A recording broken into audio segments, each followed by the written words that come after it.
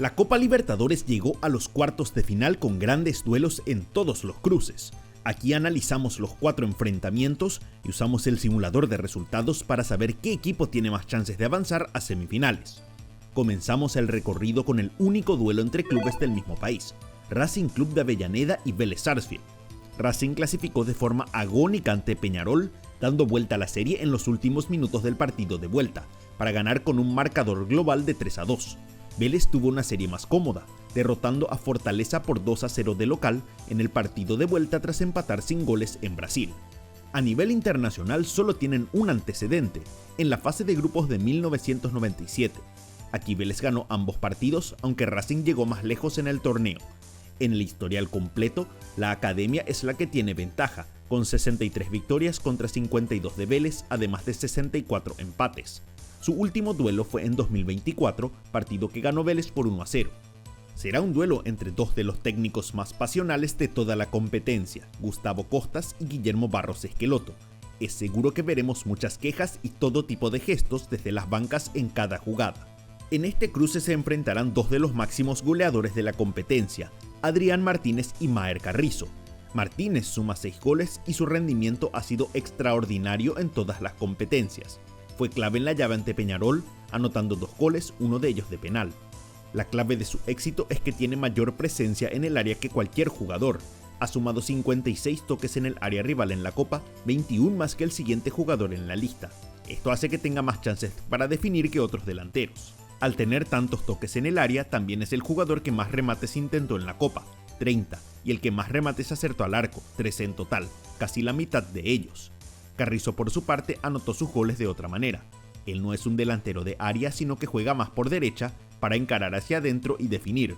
Con solo 19 años es uno de los pocos jugadores en anotar 5 goles o más en una Libertadores a esa corta edad. A diferencia de Martínez, no acierta tanto el arco, solo en el 30% de sus remates. Sí ha sido más efectivo, ya que convirtió 5 goles en 20 remates, un promedio menor que el atacante de Racing. Su rendimiento ofensivo en la Copa ha sido muy superior que en el torneo local, donde anotó 3 goles en el doble de partidos jugados. El ataque de Racing está marcado por lo que hacen sus dos laterales, Gastón Martirena y Gabriel Rojas. Son los dos jugadores con más pases completados al área rival que siguen en competencia en la Copa. También son los dos futbolistas que más centros intentaron, con Rojas casi duplicando al resto de los futbolistas. Fue un centro de Martirena el que permitió que Franco Pardo marque el gol de la victoria ante Peñarol, por lo que su precisión es clave para los ataques del equipo. Son estos centros y ataques por los costados los que permiten que Maravilla Martínez pueda tener todo tipo de chances en el área rival. Esto obliga a los extremos y laterales de Vélez a duplicar su esfuerzo en las marcas. La intensidad en la marca es algo que caracteriza a Vélez con Barros Esqueloto como técnico. Son el equipo que más presiona a sus rivales, permitiendo solo 6 pases por acción defensiva. En duelos defensivos promedian más de 70 por partido, el máximo número de los clubes en cuartos de final. En este trabajo es clave el volante chileno Claudio Baeza, quien ayuda en la recuperación, marca y también en cómo manejan la pelota. El simulador da una leve ventaja a Racing en este duelo, que suma un 59,2% de chances de avanzar a semifinales contra un 40,8% de probabilidades para Vélez. El equipo que avance de ronda jugará ante Flamengo o Estudiantes en semifinales.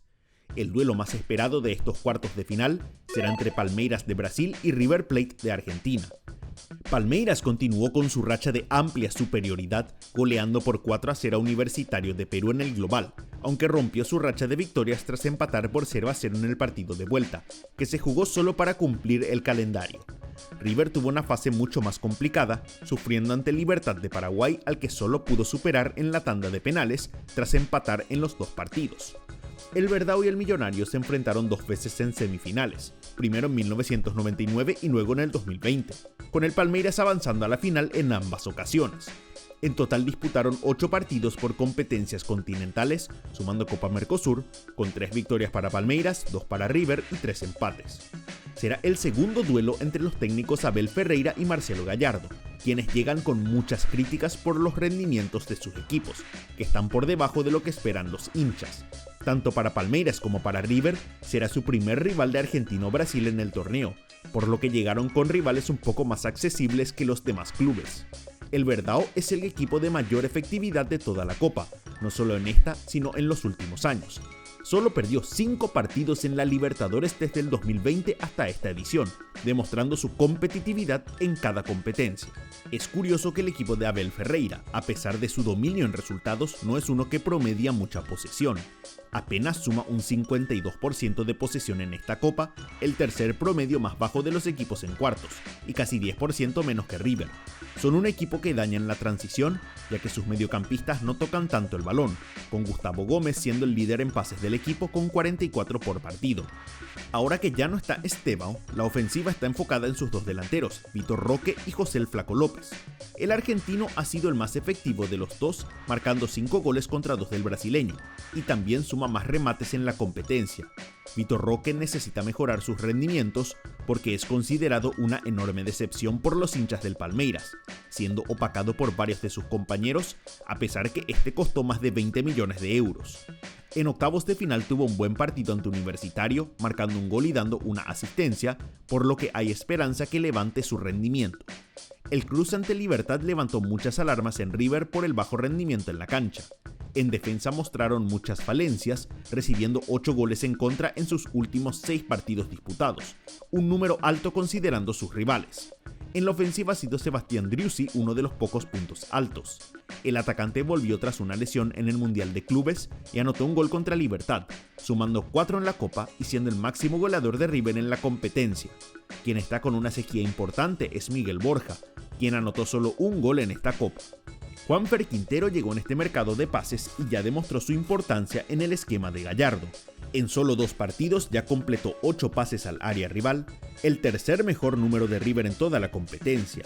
También creó 13 oportunidades para remate, un promedio de 11 por cada 90 minutos jugados.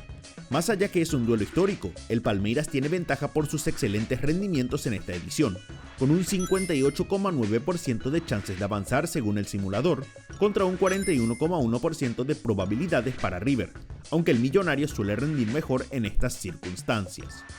El equipo que avance de ronda enfrentará a Sao Paulo o Liga de Quito en semis. Otro cruce en esta fase será entre Sao Paulo de Brasil y Liga de Quito de Ecuador. Sao Paulo pasó de forma agónica, eliminando a Atlético Nacional por penales tras empatar 1-1 en el marcador global. Esto gracias a los penales fallados por los colombianos en los partidos y en la tanda de penales.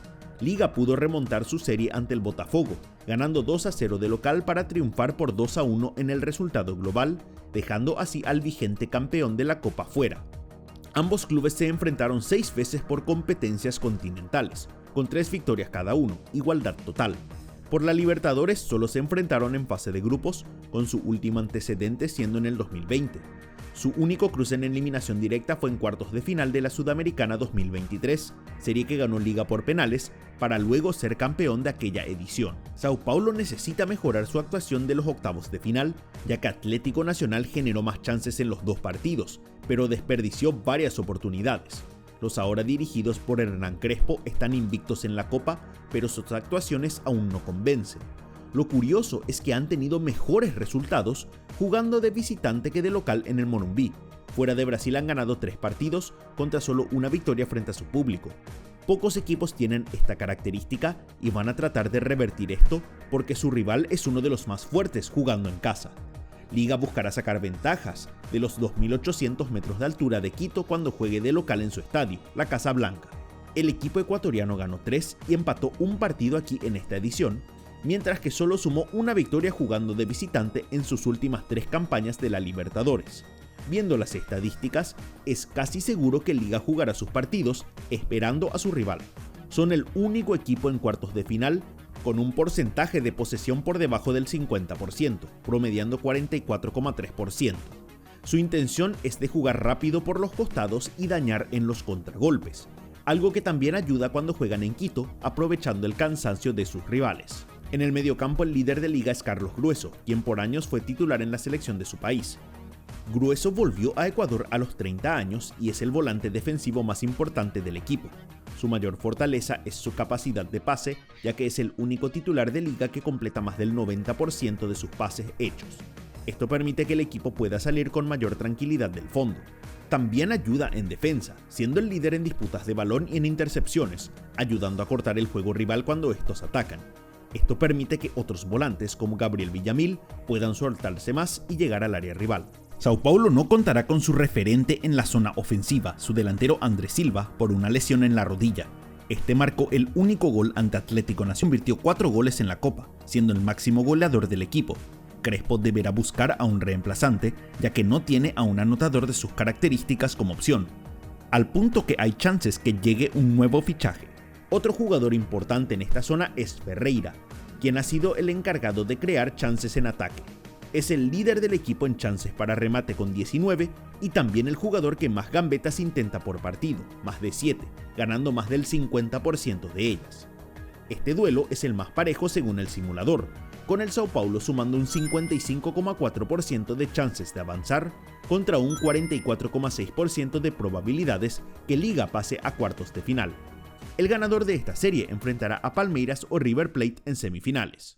El último cruce de los cuartos de final será entre Estudiantes de La Plata de Argentina y Flamengo de Brasil. El equipo pincha clasificó a cuartos tras derrotar a Cerro Porteño con un global de 1-0 gracias a un penal de Santiago Ascasíbar. Flamengo eliminó a Inter en la fase anterior, ganando la serie con un cómodo marcador global de 3-0. A pesar que ambos equipos son históricos campeones de la Copa, será la primera vez que se enfrenten entre sí, algo difícil de creer. Flamengo tiene un mejor historial de resultados ante equipos argentinos, sumando un 53,3% de efectividad en 45 partidos, pero Estudiantes está cerca, con una efectividad de 46,5% en 43 encuentros disputados ante clubes brasileños. Este duelo es el de mayor diferencia de presupuestos en esta fase, con el plantel de Flamengo que está cotizado en 221 millones de euros enfrentando al de Estudiantes, cuya cotización es de 45 millones, casi 5 veces menos. El Mengao ha tenido un buen rendimiento en las últimas semanas, llegando al primer lugar del Brasileirao y con una victoria contundente en los octavos de final ante Inter. Una de las razones que han tenido este éxito en la Copa es por su buen trabajo defensivo.